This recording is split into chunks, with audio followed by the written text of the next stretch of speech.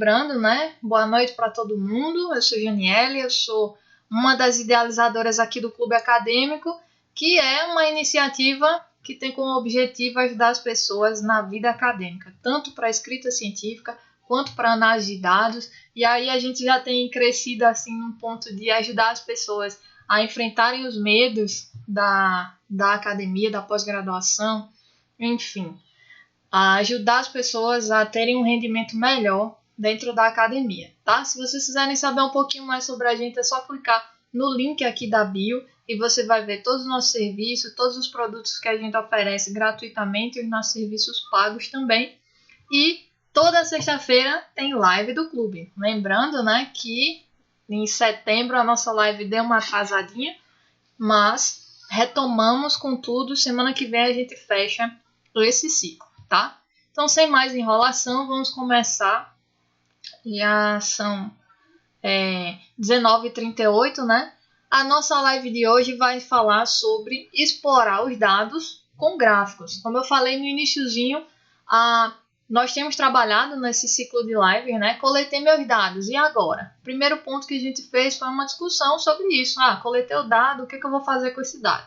Na última live, nós falamos sobre como explorar os dados a partir de algumas ferramentas, né? A gente falou sobre análise de dados com ferramentas de medida central, média, moda, mediana, falamos sobre desvio padrão, falamos sobre outras técnicas também, e agora a gente vai falar um pouquinho sobre como explorar esses dados, né, com gráficos. Lembrando que dentro do nosso pensamento, né, do clube, a análise de dados é uma coisa dissociada da escrita dos resultados. Então, a análise de dados é um período que você vai se dedicar a conhecer os dados, né, para que você construa a narrativa do artigo em si. E isso me lembra que hoje é o final do da nossa atividade, né, que foram os primeiros passos na escrita. Então, ao longo de 5 semanas, a gente esteve aqui dando dica para vocês de como escrever um artigo científico em 5 semanas. Todo dia a gente trazia a atividade do dia para que você se organizasse, trabalhando aí 2 horas por dia e ter o artigo prontinho. A gente escreveu o nosso artigo aqui no clube, a gente vai postar para vocês aí o processo de submissão ao longo dessa semana que vem, e aí cruzar os dedos, né, para o trabalho ser aceito, tá? Quem, né, postou as atividades, quem mencionou aqui o clube durante essa atividade, também lembrando que vai receber um apoio aqui do clube, a gente vai revisar o texto e vai dar aí as indicações no processo de submissão. Agora, voltando ao assunto da nossa live. O processo de análise de dados, né, a gente já comentou, é um processo que ele é manual, pode ser manual, pode acontecer a partir do uso de técnicas estatísticas, como pode acontecer também, né, a partir do uso de figuras, de gráficos. E, na verdade, a gente vai meio que juntar esse processo todo para que a gente consiga ter os elementos que vão construir a narrativa lá do nosso artigo científico, tá? Então, é um processo orgânico.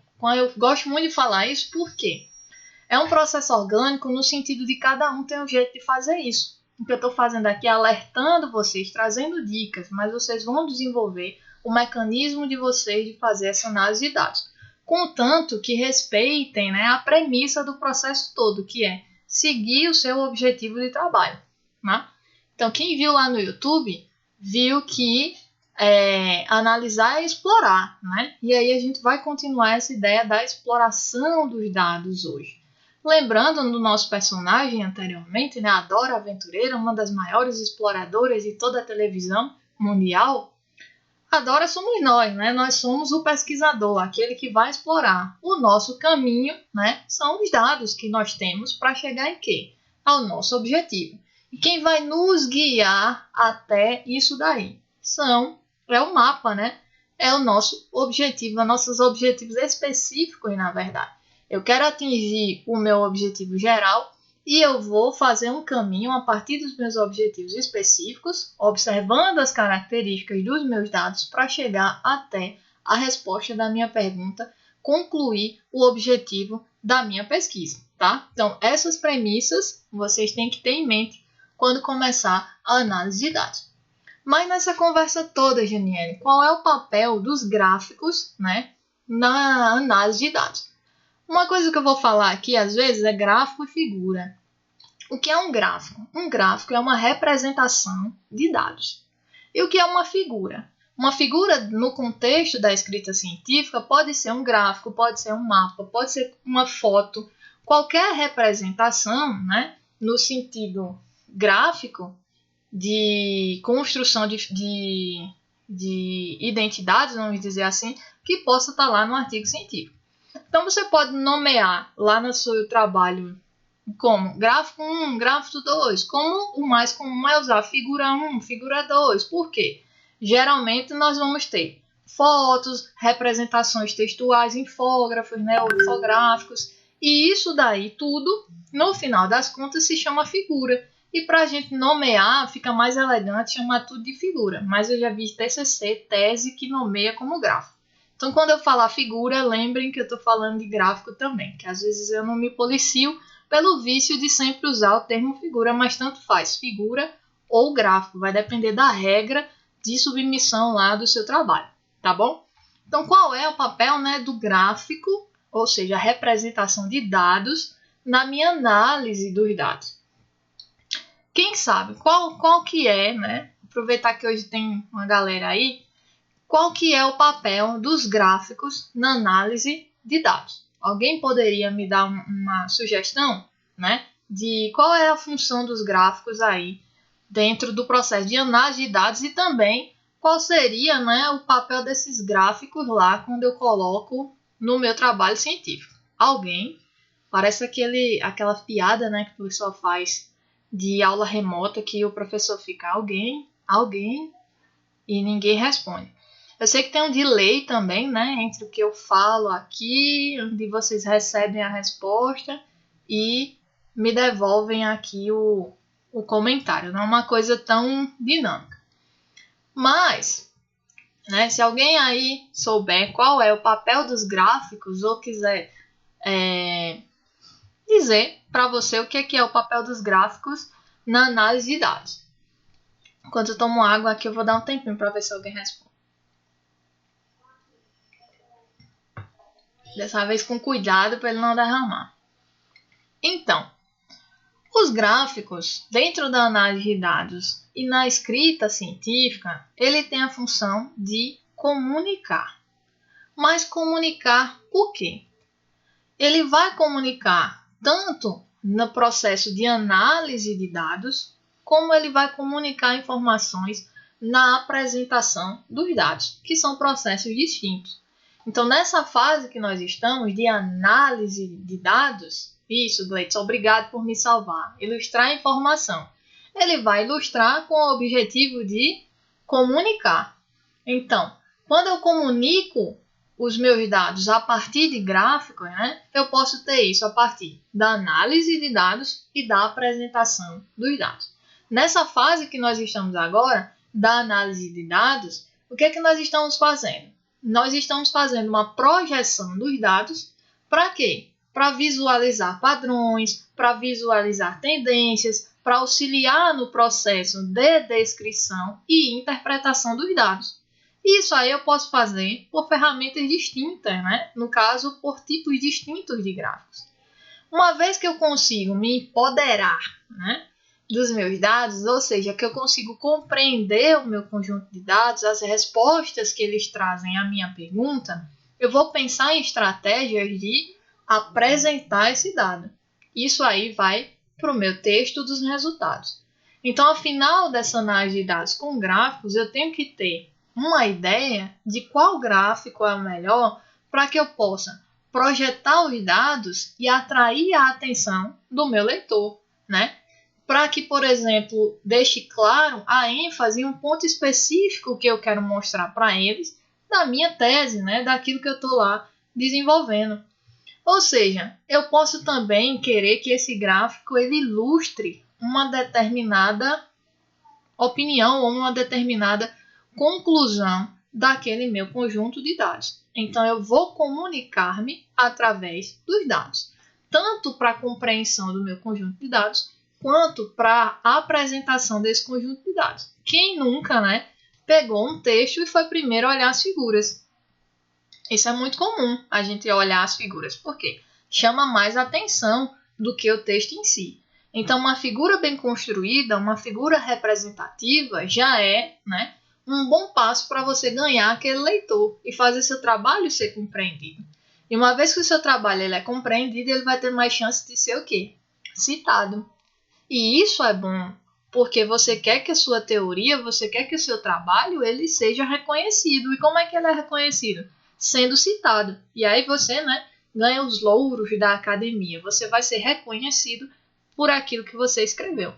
Então, hoje, nesse contexto que a gente vive de testes mesmo para a ciência, né, entre negacionismo e entre supervalorização da ciência, qual foi o grande ganho desse debate todo que tem acontecido, não só no último ano, nos últimos anos? É que a ciência ela tem que estar próxima da sociedade. Não adianta você escrever para acadêmicos. Você tem que escrever para a sociedade, porque é a sociedade quem financia a ciência. E quando você tem boas figuras, é uma forma de você se aproximar de um público diverso, né? Você pode usar um gráfico de barras ou um gráfico lá específico da sua área e você deixar que aquela informação ela seja visualizada, né, por pessoas independente da área que elas estejam trabalhando. Então, esse é o nosso objetivo, esse é o papel do gráfico, da figura, do infográfico, dentro de um artigo científico, dentro de um trabalho científico. Você vai compreender o seu conjunto de dados visando o quê? Projetá-los para que sejam compreendidos da melhor forma possível. Porque se você tem 20 variáveis, você não vai colocar 20 gráficos no trabalho. Tem revista hoje que limita, né, a 5 figuras por trabalho, que as pessoas estavam também exagerando na quantidade de figuras. E aí você tem que ser criativo. Você vai fazer os 20 gráficos, se for necessário, para que você compreenda o conjunto de dados. Mas você vai construir uma estratégia de escolher ou de montar 5 figuras que vão comunicar a sua pesquisa, né? Que vai dar ênfase a pontos que você quer que sejam visualizados lá no seu conjunto de dados, que vão provar o seu ponto lá no conjunto de dados, tá? Então, encurtando a história, qual o papel dos gráficos? Comunicar tanto a compreensão dos dados quanto a apresentação dos dados. E aí eu acho que essa live vai ficar até grande, viu? Porque é uma coisa que eu estou estudando há um tempo isso aqui, que é o contar a história dos dados. Então isso acaba sendo até uma arte. Você tem que parar, se dedicar para estudar isso daí. Isso vai levar a elementos não só estatísticos. A estatística aqui ela é coadjuvante. O importante é a informação e a forma como ela vai chegar às pessoas. Então você tem que pensar em cor, você tem que pensar em poluição do gráfico, deixar ele clean, deixar ele visual, tá? Para a apresentação, mesmo que esse trabalho, no momento de incompreensão, ele não seja tão detalhado, tá? Por isso que dentro do nosso cronograma, né, de escreva um trabalho científico em 5 semanas, 2 semanas são dedicadas só para análise de dados. Porque na primeira semana você vai explorar e na segunda semana você vai começar a interpretar esses dados e, a partir da interpretação, determinar o que é principal e começar a construir essa identidade visual da sua história. Porque cada artigo conta uma história e a identidade visual dela vai estar lá nas figuras, nos gráficos que vocês vão apresentar, tá bom? Então vamos lá. A análise de dados dentro do comunicar tem como objetivo reconhecer, explorar e diagnosticar. Mas e quando eu vou apresentar esses dados? O objetivo é simular, persuadir e informar. Eu quero persuadir o meu autor, o meu leitor, para aquilo que eu estou falando, para que ele concorde com a minha opinião. E aí você vai criar formulações para isso daí. Beleza? Então tá, eu vou fazer a minha análise de dados com gráficos. Qual é o primeiro passo? Compreender o seu contexto, ou seja, compreender seus objetivos, aonde você quer chegar, para que você crie essas estratégias, né, de contar a sua história, de determinar quem são os personagens principais, como é que você vai caracterizá-los. E aí, a partir disso, você vai escolher a melhor representação visual para esses seus personagens. Para quê, Janiele? Para chamar a atenção ao ponto que você quer dar ênfase, né? Mas lembrando que tudo isso é de forma simples. Não adianta pensar em figuras mirabolantes. Elas têm que ser informativas, limpas, objetivas, tá? Então, o que você vai criar para a identidade dos seus dados, ela não precisa ser complicada, né? Você não precisa criar coisas super complicadas, mirabolantes. Você tem que ter em mente quais são os detalhes que você quer que o seu leitor ele veja e se esses detalhes eles são fundamentais para responder lá seu objetivo, para construir a história desses seus dados. Então, o passo a passo, né, é compreender o seu contexto, escolher a melhor visualização para isso, de forma o quê? Simples e objetiva. Assim você não tem como errar a análise de dados com gráficos, tá? Mas agora a gente vem para uma questão. Existe uma quantidade inúmera, né, de representações gráficas que você pode utilizar, tanto para conhecer como apresentar os gráficos. Apesar de termos, né, já a gente vai falar isso, um bestiário de opções para soluções gráficas dentro da academia, a observação de dados científicos, os gráficos mais comuns em artigos científicos são o gráfico de barra, o gráfico de linha e o gráfico de setor, aquele chamado gráfico de pizza, né?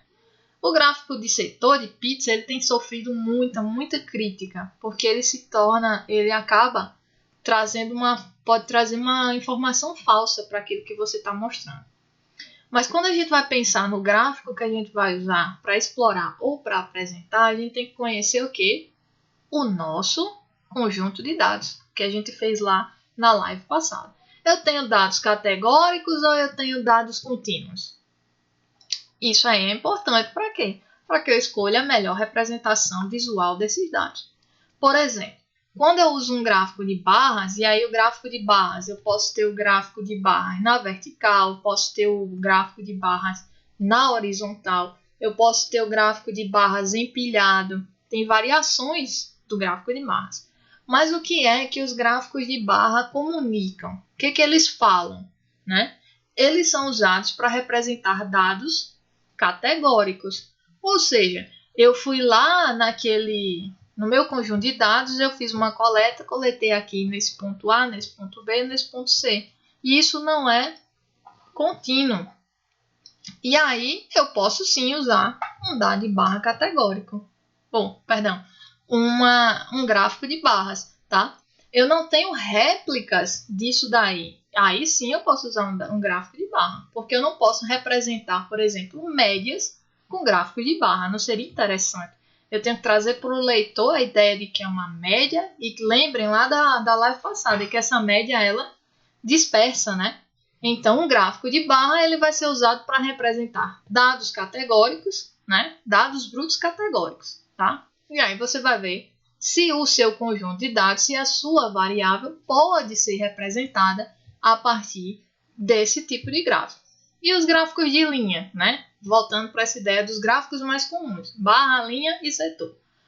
O gráfico de linha ele é usado para registrar dados contínuos, quando eu quero trazer uma sensação de continuidade, né? Eu estou fazendo uma avaliação temporal, coletei lá diariamente. As linhas elas são bem adequadas. Coletei semanalmente, mensalmente. Quando eu tenho essa ideia de continuidade, né? Aí eu vou trazer sim gráficos de linha para representação daquele meu conjunto de dados. E os gráficos de setores? Eu vou usar um gráfico de setor, né, o chamado gráfico de pizza, quando eu quero dar ênfase para o meu leitor do tamanho de determinada parte comparada a um todo. Isso aí é diferente, por exemplo, lá das barras empilhadas. Então, eu quero mostrar para o meu leitor o seguinte, ó, o todo é esse e isso aqui representa a parte do todo. Então, existe muita crítica em relação ao gráfico de setor, no sentido de que ele pode maquiar os dados, trazer uma má compreensão desse processo, mas, na verdade, você pode sim usar o gráfico de setor, contanto que você atenda a alguns pressupostos. Por exemplo, se você botar 7 setores, 7 categorias num gráfico de pizza, você não vai conseguir compreender, porque vai ficar partes muito pequenininhas. E aí você vai para uma outra alternativa. Por exemplo, o gráfico de rosca tem a mesma ideia, mas é mais fácil de visualizar, porque você não tem a questão do ângulo para determinar qual é a parte do seu setor. É uma opção que você pode utilizar, tá? Então, o gráfico de setor ele pode ser utilizado para exibir, né, tamanhos relativos das partes do todo, quando eu tenho o quê? Poucas categorias. Então, até 3 categorias dá bacana para usar um gráfico de setor. Tem trabalho que vocês aí dão um Google, procura aí um artigo científico, vocês vão ver que ele é todo cheio, principalmente quando o pessoal trabalha com questionários, né? É muito comum. Aí coloca 6, 7 gráficos de setor. E você pode ser mais criativo para trazer essa informação para o seu leitor, tá? Diminuindo essas categorias de dados, trazendo outros tipos de dados.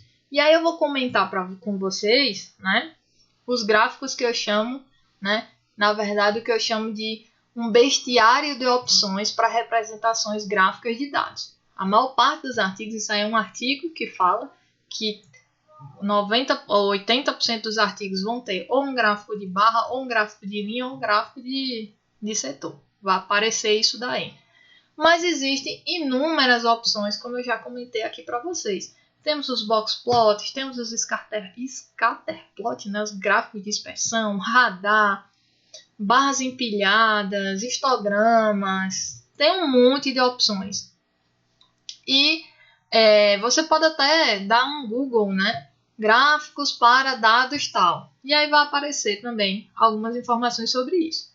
Mas apesar daqueles 3 lá serem os mais comuns nos artigos científicos, eu vou destacar aqui para vocês alguns gráficos que eu chamo que são gráficos em ascensão. Vou mexer aqui, espero que não dê errado, que até agora tá dando tudo certo. Mas eu vou mostrar para vocês aqui o que eu chamo de gráficos em ascensão. Deixa aqui. Vai, Jesus, abençoa para ela não travar. Aê! Estão me ouvindo? Tá dando para ouvir ainda? Se tiver travado, vocês falam porque acabou de tocar aqui o meu despertador. E aí talvez a live fique muda. Mas dá para ouvir? Suporte técnico, Glenn, tá dando certo aí? Tá dando para ouvir?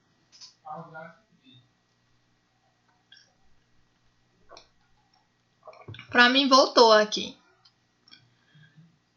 Tá dando para ver o gráfico? Para mim tá bem ruinzinho, mas a gente vai fazer essa tentativa, tá? Então, gráficos que eu chamo em ascensão são aqueles que estão começando a aparecer mais. As pessoas estão perdendo um pouquinho o medo de usá-los, né? E aí a gente tem os box plot, né? Que é os gráficos de caixa e bigode. Eu acho que é a internet.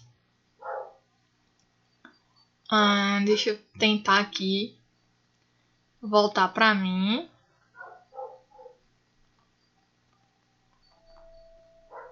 Mexendo que tá quieto, né? Deixa eu parar aqui o compartilhamento. Pronto, voltou para mim. Deixa eu ver aqui como é que se assim fica melhor. Vou ver assim. Oi. Fica melhor ou fica embaçado? Vamos fazer assim só pelo menos, tá? Então aqui, ó, depois vocês podem ver lá no YouTube bem completinho, tá?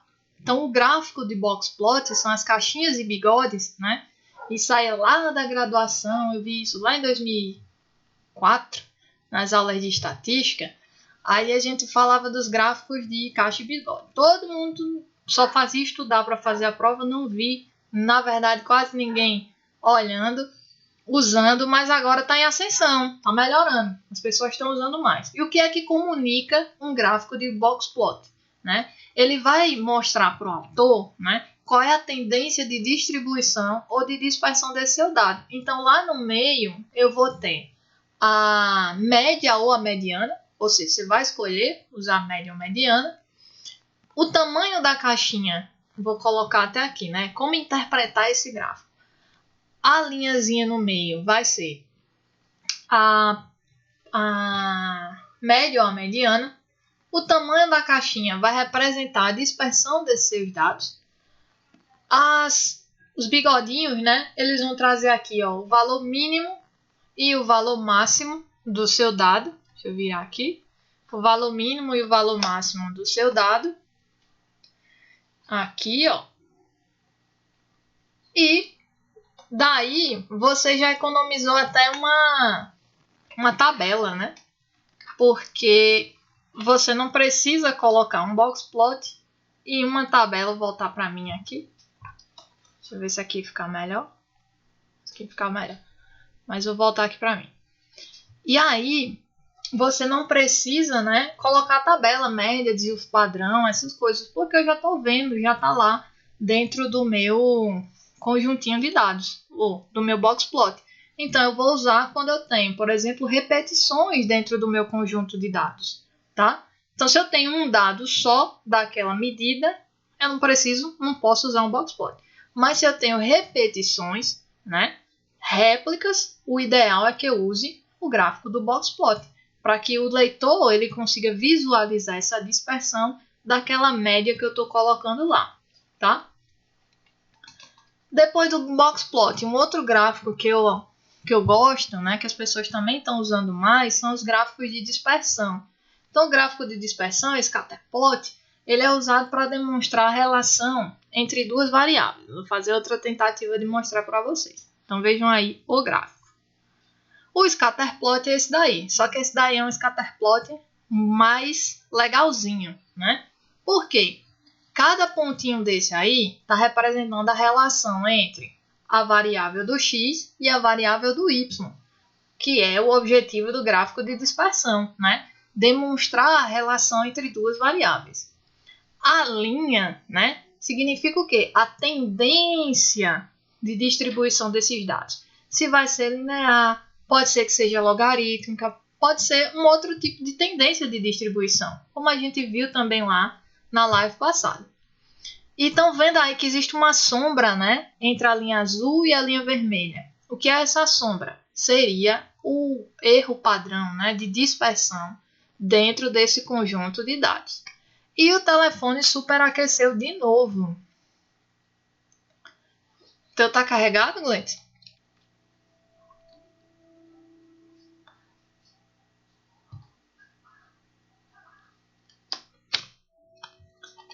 É, minha gente, eu acho que esse celular aqui não aguenta as lives, não. Gleiton?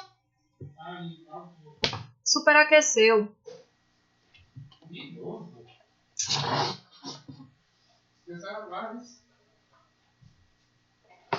Bom, vou trocar aqui o celular. Vocês do YouTube adiantem aí uns 2 minutos, porque eu não vou fechar a gravação para depois não dar errado.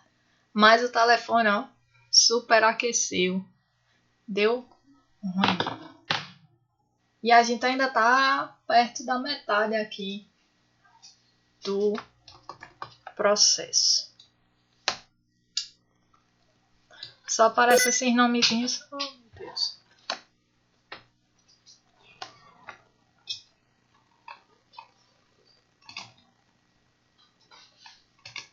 Voltamos, pessoal. O celular fez o quê? Superaqueceu de novo. Vou esperar a galera voltar. O Wilson, meu sogro.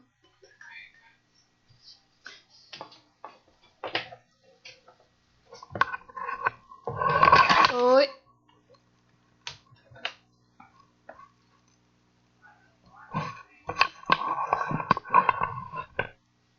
O celular superaqueceu de novo.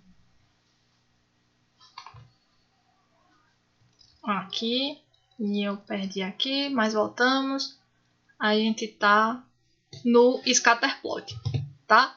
Então, o celular superaqueceu, mas aí a gente vai retomando, a galera vai voltando. No scatterplot, né, nesse gráfico de dispersão, como eu estava falando, a gente vai usar para demonstrar a relação entre duas variáveis. Isso pode ser no modelinho que você está trabalhando, pode ser numa... Existem várias aplicações para esse gráfico, né, de dispersão. O que é que você tem que ter em mente? É que eu vou trabalhar a questão da...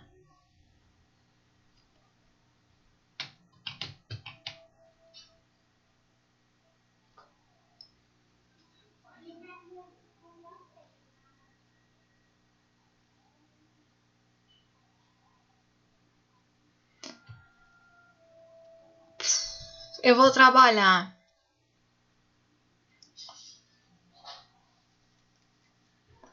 a relação entre duas variáveis. Isso pode ser uma correlação, pode ser uma regressão, tá?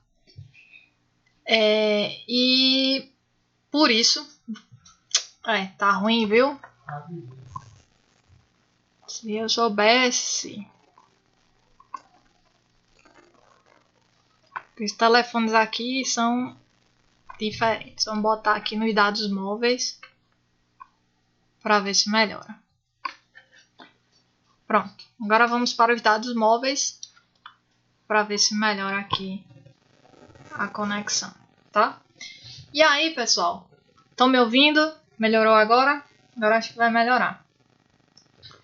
Quando eu falo aqui no scatterplot, né, nessa relação entre as duas variáveis, que é o que eu quero mostrar aqui para vocês, eu vou ter aí essa linhazinha azul e essa sombra azul, a dispersão dentro desse conjunto de dados, que é relativa, né, a, por exemplo, esse fator azul. E aí eu posso representar a dispersão entre fatores diferentes. Por exemplo, se eu quero avaliar a relação entre o aumento da temperatura corporal em uma determinada população, aí vai estar lá, né? À medida que a idade aumenta, a temperatura corporal dessa população aumenta. Só que aí eu posso representar nesse azul e nesse vermelho homens e mulheres. Se essa relação ela se dá de forma igual entre homens e mulheres. Então, eu posso representar isso também dentro do scatterplot, tá? Voltemos aqui para mim.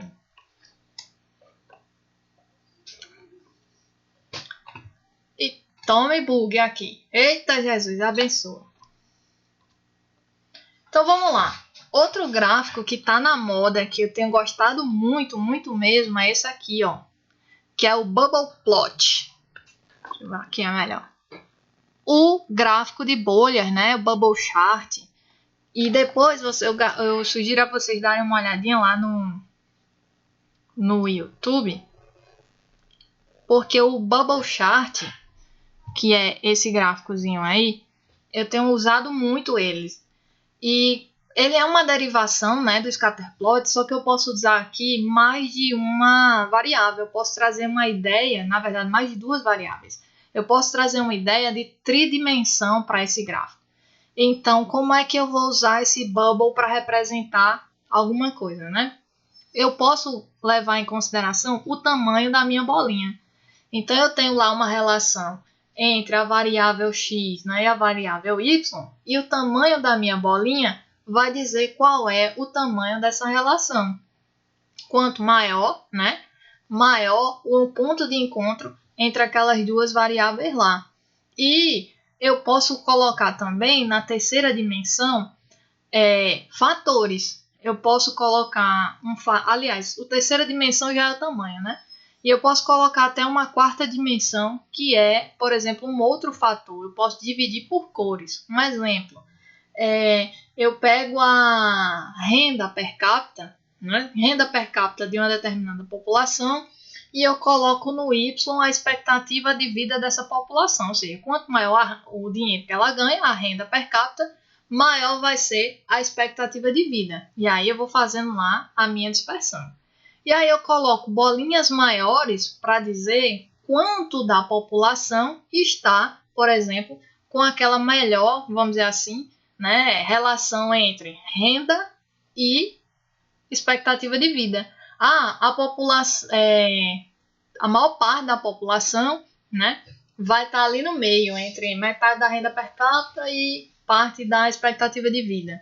E eu posso colocar uma quarta variável. Será que isso é assim em todos os países ou em todos os continentes? E aí eu coloco o quê? Cores para representar isso daí. Então, é um gráfico que para mim é bem representativo, porque veja aí que eu já usei 4 variáveis para representar numa figura só.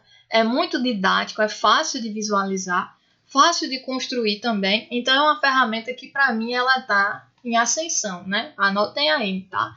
O Bubble Chart ou Bubble Plot. É bem interessante, é esse tipo de gráfico. Outro que também acho em cascata, eu vou evitar aqui mexer nesse celular, é o gráfico de cascata, tá? O gráfico de cascata, ele é usado para enfatizar a parte de um gráfico, por exemplo, de barras empilhadas. Uma coisa bem legal. Você está trabalhando com, sei lá, a evolução dos lucros de determinada empresa ou a evolução da população em um determinado do número de indivíduos numa determinada população. Então eu tenho lá, por exemplo, essa divisão por anos. Então eu tenho lá em 2013 a renda foi tanto ou a quantidade de lucro foi tanto. Em 2014 foi tanto, tal e tal e tal. E eu quero expressar o quanto foi ganhado e o quanto foi perdido. Então, eu vou ter lá no 2013, por exemplo, que é o meu início, tá verdinho, comecei aqui. 2014 ele vai recortar só o pedacinho. Se ganhou, fica azul. Se perdeu, fica vermelho. E aí ele vai fazendo dentro dessa cascata essa minha relação de ganhos e perdas em relação ao primeiro lá. Então, eu também acho muito bacana. Se você está usando esse tipo de gráfico para indicar remoção ao longo de um determinado processo, ganhos ao longo de um determinado processo, é muito legal para que você exemplifique isso. Eu vou tentar mostrar para vocês. Então considerem aí o verdinho, o inicial. Comecei assim, beleza. Ganhei um pouco, depois comecei a perder, e aí eu terminei no negativo, vamos dizer assim, né? Eu perdi aí 50% do lucro considerando o período 2013, né? Então é um gráfico que ele é bem representativo. Para usar por exemplo, dados de saúde também é bem legal. Por exemplo, agora a história da Covid, né? Então você quer indicar, a gente vê muito lá no Jornal Nacional aquelas linhas, porque são dados contínuos e tal. Mas se você quiser comparar trimestres, por exemplo, né? Então, você pega o primeiro trimestre de 2019, compara com o segundo trimestre de 2019. Como foi? Aumentou casos? Diminuiu? E aí você tem isso aí muito visual, categorizando os dados, tá? Eu gosto muito, para mim também é um gráfico em ascensão, é um gráfico que pode ser explorado aí nos artigos científicos, tá? Outro que eu também tenho gostado, estou notando que eu estou gostando de todas, né? Mas um que eu acho bem legal também são os correlogramas. Como assim, correlogramas? Correlogramas, né, são gráficos, também chamados de mapa de calor, em que eu vou trazer bloquinhos para representar relações e eu vou dar ênfase às relações. Por exemplo, como é um mapa de calor, relações mais próximas eu vou colocar cores mais quentes, relações mais distantes eu vou colocar cores mais claras, cores mais frias, ó. Deixa eu mostrar aqui para vocês. Ó, o gráficozinho de calor. Então, se a gente vem aqui nesse gráfico da esquerda, que é um correlograma, eu vou usar aqui várias variáveis no X e outras variáveis no Y. E aí, o que eu quero representar com esse gráfico? Eu quero representar a relação dessas variáveis aqui com essas outras variáveis. E aquelas que tiverem mais relação nas análises de correlação, eu vou botar uma cor escura para dizer, ó, isso aqui foi bem significativa, né? Foi positiva significativa, foi negativa e não significativa, aqui nem fedeu nem cheirou, não teve relação nenhuma.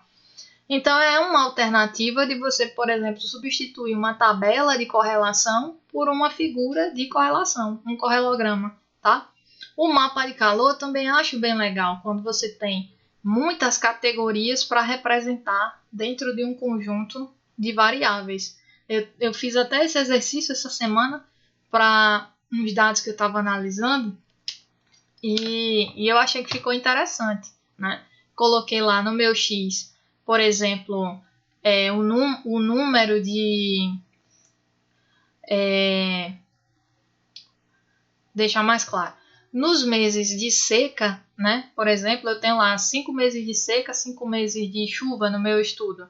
E eu quero correlacionar lá uma variável. E aí eu vou fazendo, né, essa interposição de dados e deixando aquelas que têm uma quantidade maior, mais escura, a quantidade menor, mais clara. E também fica legal para você montar, tá?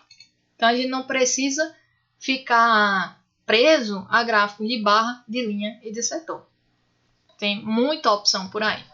E diante de todas essas opções, pessoal, como é que eu escolho o gráfico que eu vou usar para analisar meu dado ou o gráfico que eu vou usar para apresentar os meus dados na versão final? Eu vou ler. Primeiro ponto é esse. Lembra que a gente já fez a leitura científica, a gente já fez o mapa do artigo e lá cada área vai ter gráficos que representam, né, aquela determinada área, porque eu uso aquele tipo de gráfico e ele é adequado, aliás, coleta-se aquele tipo de gráfico e aquilo ali é adequado para aquela representação. Então você não tem como fugir muito, cada área vai ter figuras características. Se você trabalha com muitas variáveis, possivelmente dentro da sua área vai aparecer ali um gráfico de calor. Se você trabalha com médias, vai aparecer box plot e assim vai. Mas apesar disso ser algo importante, né, você conhecer como é que isso funciona dentro da sua área de trabalho, a gente tem que ficar atento também a inovações. Inovações sempre são bem-vindas. Lembrem lá de onde vêm as boas ideias, você pode intercambiar uma área com uma outra e aí você ter bons resultados, você chegar a uma boa apresentação de dados. Uma coisa que eu tenho usado, né, esses dias é usar esse gráfico aqui, é o Sunburst, se eu não me engano o nome dele. Olha só como é legal. Oi. É um gráfico meio louco a princípio, né?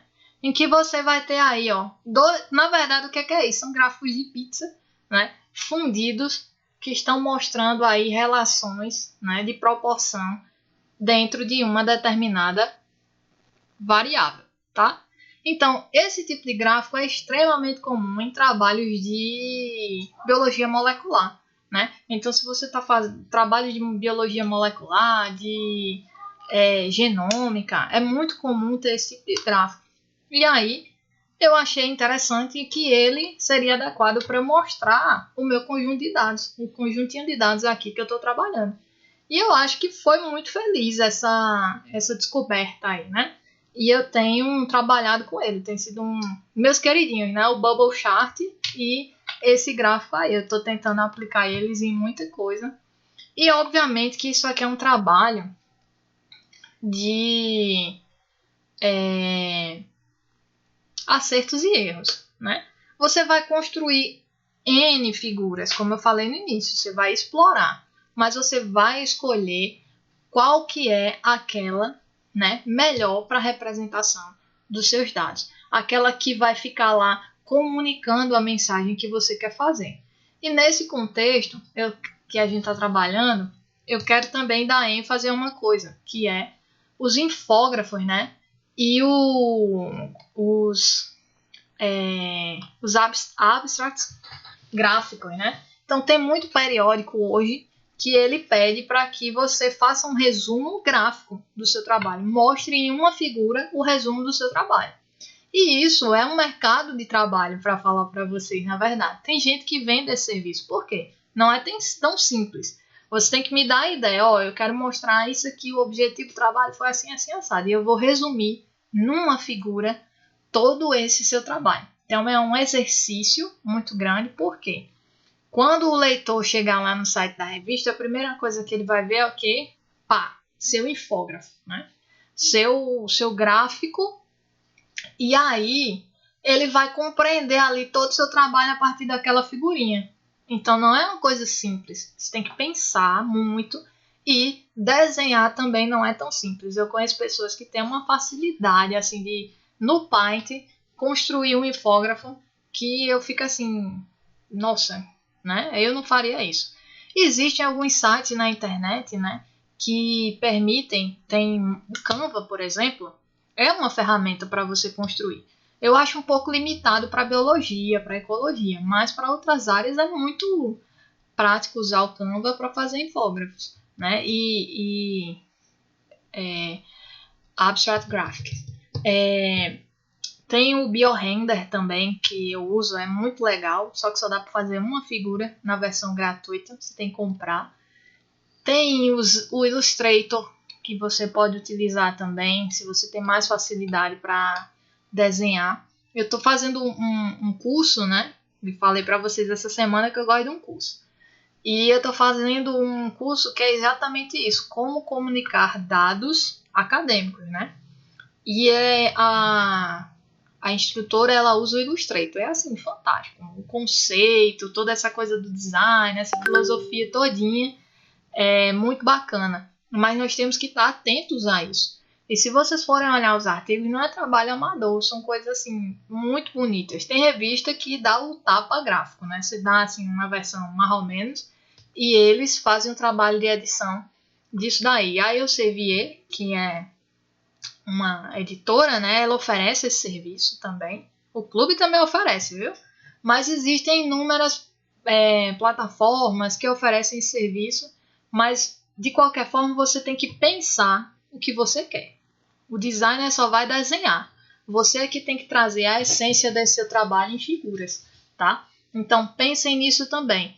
Uma coisa que a gente adotou, né, nos trabalhos nossos aqui, se vocês forem olhar lá nos nossos trabalhos publicados, a maior parte deles vai ter na metodologia uma figura que representa toda a metodologia do trabalho.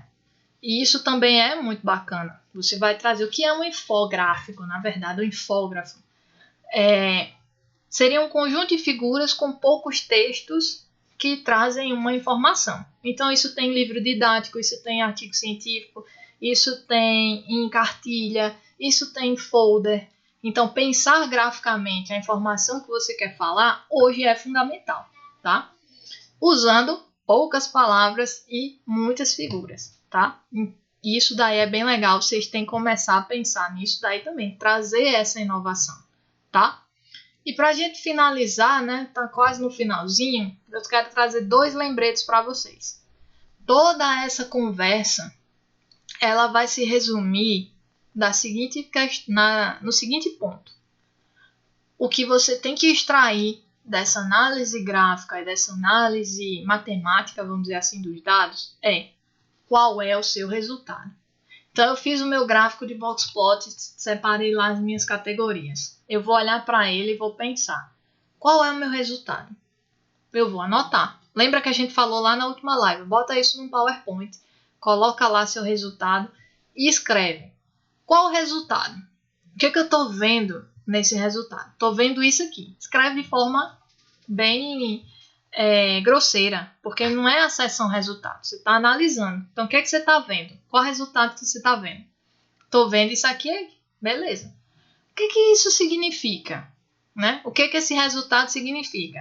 Você coloca lá, as diferenças observadas foram significativas, beleza. P menor do que 0,0. Aliás, você vai colocar lá, né? Foi observado P menor do que 0,05. Isso significa o quê? Né? Essa variação ela foi significativa, beleza. Essa variação foi significativa. Isso implica em quê? Então vamos voltar que até eu me enrolei. O resultado, né?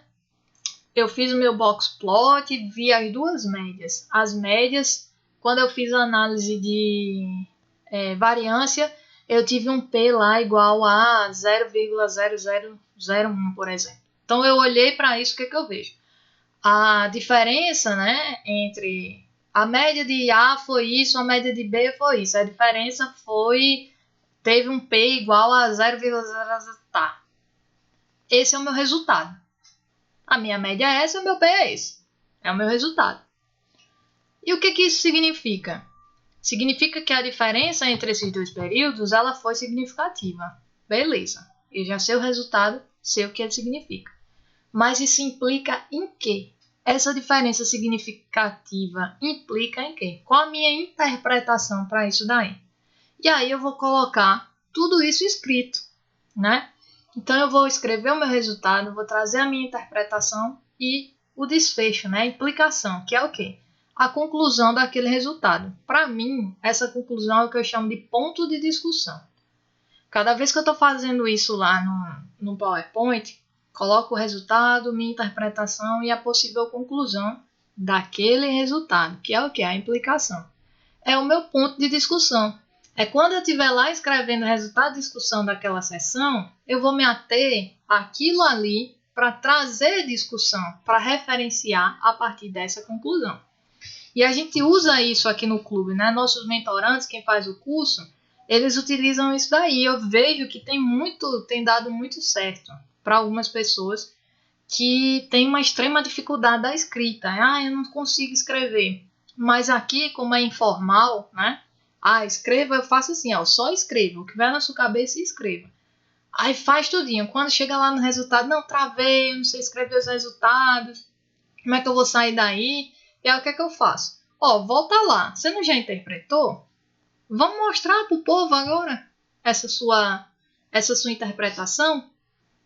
E aí sim você vai construir o resultado pensando em quê? Na contagem da história, né? No storytelling que você quer mostrar. Mas a análise você já fez, o que significa você já fez. Agora você só vai, lá nos resultados, você só vai deixar isso organizado, tá? Bonitinho no sentido de uma narrativa. Por isso que é super importante fazer tudo isso que eu estou falando aqui para vocês. Então, vocês vão escrever nessa fase uma forma de compreender o conjunto de dados para depois vocês pensarem na forma de apresentar essa compreensão de vocês da melhor forma possível. Então, resumindo, né, o que eu estou falando aqui para vocês hoje, que já faz um bom tempo, não adianta beleza, tem que ter sentido. Tudo isso tem que ter sentido, né? A missão principal aqui não é construir figuras mirabolantes, mas sim compreender o conjunto de dados. Quem vai compreender? Eu, enquanto pesquisador, que quero uma resposta para o meu objetivo, e o leitor, que está lendo o seu trabalho. Então, todo mundo tem que compreender. E as suas figuras, elas têm essa função de ajudar na compreensão do trabalho. Tá bom? E é isso, né? Conseguimos. Aos trancos e barrancos, vencemos mais uma live. Estamos aqui no finalzinho desse processo. Espero que tenha dado para acompanhar. Quem perdeu a live, não fique triste. Quem quiser rever, vamos observá-la lá no